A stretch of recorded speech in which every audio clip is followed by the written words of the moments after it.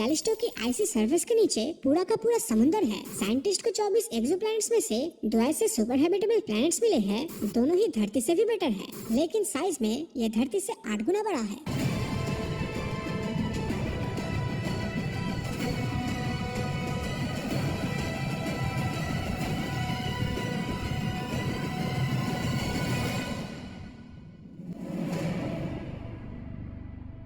हमारे solar system में ही एक ऐसा प्लेनेट मौजूद है जिस पर रहने की कंडीशन धरती से भी बेटर है, पर इसके बावजूद कोई इसको नोटिस तक नहीं कर रहा। वो इसका नाम है कैलिस्टो, जो कि जुपिटर का सेकंड लार्जेस्ट मून है। और इस इमेज के अंदर आप जिस व्हाइट चीज को देख रहे हो वो असल में कैलिस्टो पर मौजूद बर्फ ही है। शुरुआत में तो इसे सोलर सिस्टम की एक डेड इनएक्टिव रॉकी बॉडी घोषित किया गया था, पर 1990s में साबित हो गया कि कैलिस्टो की आइसी सरफेस के नीचे पूरा का पूरा समुंदर है, जिसका इस्तेमाल जल्दी रॉकेट प्रोपेलेंट्स बनाने के लिए किया जाने वाला है। एस्ट्रोनॉमर्स ने कैलिस्टो के ऊपर एक एटमॉस्फेयर को भी डिटेक्ट किया है और उनका अंदाजा है कि अगर जुपिटर से आ रही रेडिएशन को रोक दिया जाए तो इंसान जुपिटर के इस चांद पर बहुत ही आसानी से सांस भी ले पाएगा। हमारी करंट अंडरस्टैंडिंग के हिसाब से देखें तो फिलहाल धरती ही यूनिवर्स का इकलौता ऐसा प्लेनेट है जहाँ पर लाइफ एग्जिस्ट करती है, लेकिन पिछले समय साइंटिस्ट ने यूनिवर्स के अंदर कुछ ऐसे हैबिटेबल प्लैनेट्स खोज निकाले जो न सिर्फ सभी मायनों में हमारी धरती से बेटर है, बल्कि इन पर जाने के बाद आपको बिल्कुल किसी सुपर ह्यूमन वाली फीलिंग आएगी।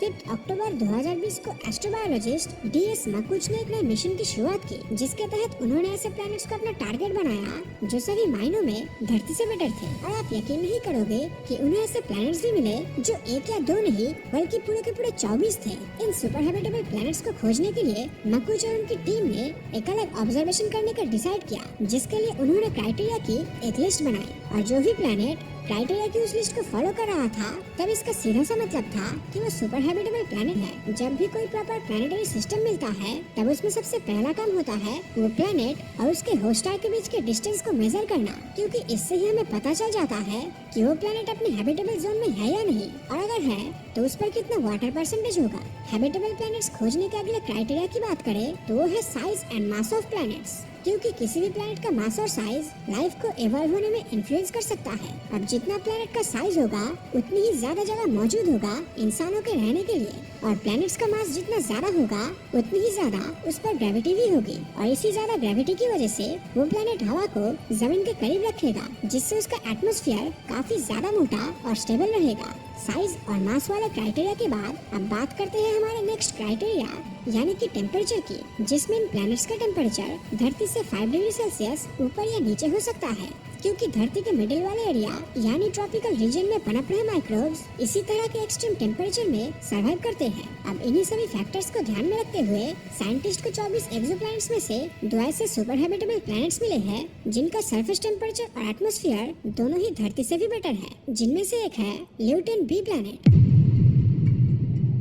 इस प्लेनेट को 2017 में पहली बार ऑब्जर्व किया गया था। तब पता चला कि इस पर न सिर्फ पानी है बल्कि किसी भी लाइफ फॉर्म के जिंदा रहने के लिए सभी जरूरी चीजें जैसे कि हाइड्रोकार्बन्स और अमीनो एसिड्स भी भारी मात्रा में मौजूद है। ये प्लेनेट इंसानों के रहने के लिए इतना अच्छा है कि रिसर्च के मुताबिक इसके परफेक्शन के पीछे किसी एलियन का हाथ बताया जाता है। और इसी पॉसिबिलिटीज को देखते हुए अक्टूबर 2017 और 18 में मेटी नाम की ऑर्गेनाइजेशन ने इस प्लेनेट पर कई मैसेजेस भेजे हैं, जिनमें से एक मैसेज में अलग अलग म्यूजिकल इंस्ट्रूमेंट की आवाज और दूसरे मैसेज के अंदर यूनिवर्स में हमारी लोकेशन का साइंटिफिक ट्यूटोरियल है, जिससे कि अगर ल्यूटेन B पर इंटेलिजेंट लाइफ मौजूद हुई तब हमें उसके बारे में एक न एक दिन जरूर पता चलेगा। अब अगला सुपर हैबिटेबल एरिया है ट्रैपिस्ट स्टार सिस्टम। कहा जाता है धरती के रेगिस्तान में जितने मिट्टी के कण हैं, उतने ही स्टार्स पूरे ब्रह्मांड में मौजूद हैं। अब अगर सितारे ही इतने हैं तो सोचिए प्लैनेट्स कितने होंगे, और इतने अरबों खरबों प्लैनेट्स में सिर्फ हमारी धरती पर ही लाइफ एग्जिस्ट करती है, ऐसा होना तो लगभग नामुमकिन सा लगता है।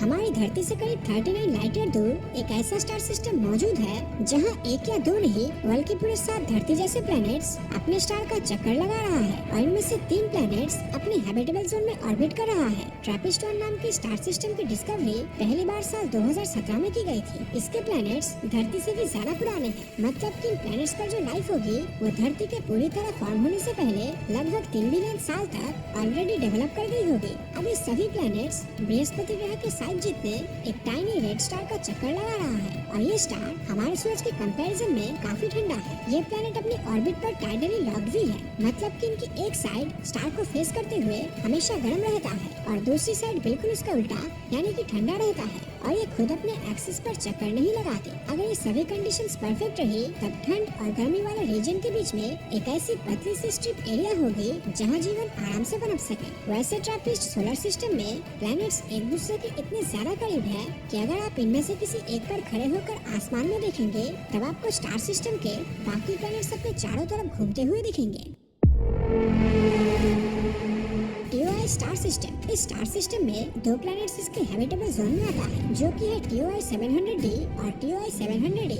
ये दोनों ही एक्सोप्लैनेट का मास हमारी धरती जैसा ही है। जहाँ TOI 700d 28 दिन में अपने सूरज का चक्कर लगाता है तो वहीं पर TOI 700d 37 दिन में, और दोनों ही धरती के साइज के लगभग बराबर है। अगर इन दोनों प्लैनेट पर ही एक तरह का एटमॉस्फेयर हुआ तब इनका तापमान हमारी धरती से भी ज्यादा होगा, जो इनकी हैबिटेबिलिटी के लिए एक गेम चेंजर है। साइंटिस्ट ने पाया कि TOI 700d पर बहुत से प्लांट्स मौजूद हैं और अगर किसी दिन हम यहाँ पर पहुँच गए तब वो लाइफ फॉर्मिंग प्लांट्स हमारी धरती के जैसा ही होगा। लेकिन क्या ऐसा थियोरेटिकली पॉसिबल है कि दूसरे प्लैनेट्स पर धरती जैसा ही लाइफ फॉर्म मौजूद हो? वेल, एवोल्यूशन एक ऐसी चीज है जिसे ग्रेविटी की तरह ही नेचर का यूनिवर्सल लॉ माना गया है, यानी वो नियम जो ब्रह्मांड के हर जगह काम करता है। इस प्रोसेस में एक दूसरे से रिलेट करने वाली स्पीसीज एक जैसे प्राकृतिक मुश्किलों का सामना करते हुए इवॉल्व हो जाता है, क्योंकि किसी भी एलियन प्लैनेट पर लाइफ का स्टार्टिंग पॉइंट काफी सिंपल रहता है। जो सुपर हैबिटेबल प्लैनेट्स होंगे वो काफी पुराने होंगे, साथ ही उसका साइज काफी बड़ा, टेम्परेचर वार्म और धरती के मुकाबले वहाँ ज्यादा नमी होगी। ये प्लैनेट्स ऐसे स्टार्स को ऑर्बिट कर रहे होंगे जो हमारे सूरज से भी ज्यादा पुराने हैं और उनका लाइफ स्पैन भी सूरज से लंबा होगा। ऐसा माना जाता है कि हमारा सूरज करीब 10 बिलियन सालों तक एग्जिस्ट करेगा और जब बात धरती पर मौजूद लाइफ की आती है तब धरती पर कॉम्प्लेक्स लाइफ फॉर्म होने में करीब 4 बिलियन साल लगे। हालांकि कुछ स्टार्स ऐसे हैं जिनकी लाइफ हमारे सूरज से भी ज्यादा लंबी है, जिसके चलते उनके प्लैनेट्स पर लाइफ को इवॉल्व होने का ज्यादा समय मिल जाता है। तो अब सवाल आता है कि आखिर हम इन प्लैनेट्स में एलियन लाइफ को ढूंढेंगे कैसे? इसके लिए सबसे पहले हमें के स्टार्स को ढूंढना होगा, जिन्हें सिंपल वर्ड्स में रेड डॉर्फ भी कहा जाता है। रेड डॉर्फ बाकी स्टार्स के मुकाबले काफी ठंडे होते हैं और इनकी ल्यूमिनोसिटी यानी कि रोशनी भी काफी कम होती है। साथ ही साथ ये 20 से 70 बिलियन सालों तक वजूद में रहते हैं। अगर हम धरती से कंपेयर करें तो रेड डॉर्फ को ऑर्बिट करने वाले किसी प्लैनेट पर अगर लाइफ मौजूद है तब उसको इवॉल्व और अडॉप्ट होने में धरती से भी ज्यादा समय मिल गया होगा और इसकी आइडियल एज भी लगभग 5 से 8 बिलियन साल होगी। मतलब हो सकता है कि आज की तारीख में जिस प्लैनेट पर लाइफ का नामो निशान नहीं है वहाँ आज से लाखों करोड़ों साल बाद एलियंस रहने लगे और शायद तब तक हम इंसानों का अस्तित्व ही इस यूनिवर्स से गायब हो जाए। इसी के चलते हमारे लिए एलियन लाइफ को ढूंढ पाना बहुत ही मुश्किल है।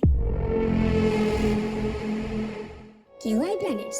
इन दो प्लैनेट्स का नाम है KOI 5715.01 और KOI 5554.01। अब ये दोनों ही लाइफ के एवोल्यूशन के लिए बिल्कुल परफेक्ट है। पहले प्लैनेट KOI 5715.01 का सरफेस टेम्परेचर धरती के मुकाबले सिर्फ 2.4 डिग्री सेल्सियस ही कम है, लेकिन साइज में ये धरती से 8 गुना बड़ा है, जिसका मतलब इसका लैंड सरफेस एरिया और ग्रेविटी धरती से काफी ज्यादा होगी। अब अगर पानी की बात की जाए तो इसके खुद के सूरज और प्लैनेट्स के बीच की दूरी के अकॉर्डिंग यहाँ बहुत सारा पानी मौजूद तो जरूर होना चाहिए। दूसरे प्लैनेट का टेम्परेचर 27 डिग्री सेल्सियस है, जो आपको एसी में रहने जैसा फीलिंग देगा। तो इससे एक बात तो क्लियर है कि कंफर्ट के मामले में ये प्लैनेट हमारे लिए परफेक्ट है। अब यहाँ जमीन के टेक्टोनिक प्लेट्स की हलचल की वजह से नाइट्रोजन साइकिल कंटिन्यूअसली चलती रहती है। अब आप बोलोगे कि नाइट्रोजन से लाइफ फॉर्म थोड़ी ना होगा, बिकॉज हम में से ज्यादातर लोगों को लगता है कि धरती पर ऑक्सीजन ज्यादा होना मोस्ट इम्पोर्टेंट है, पर सच तो ये है कि धरती पर सबसे ज्यादा नाइट्रोजन है। यहाँ तक हवा में भी 78% सिर्फ नाइट्रोजन ही है और यही नाइट्रोजन प्रोटीन और डीएनए जैसे केमिकल फॉर्म में कन्वर्ट होती है, जो हम इंसानों के रहने के लिए आइडियल सिचुएशन पैदा करती है।